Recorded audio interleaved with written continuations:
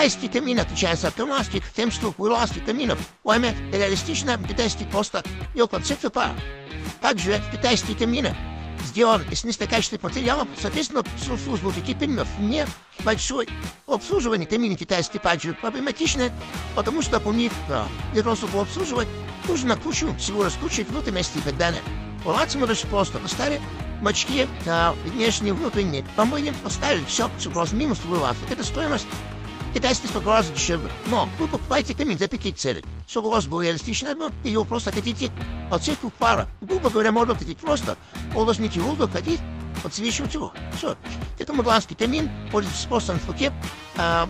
Покупатели, которые хотят видеть визуальный эффект, это вижу по-настоящему. Чего мы платим?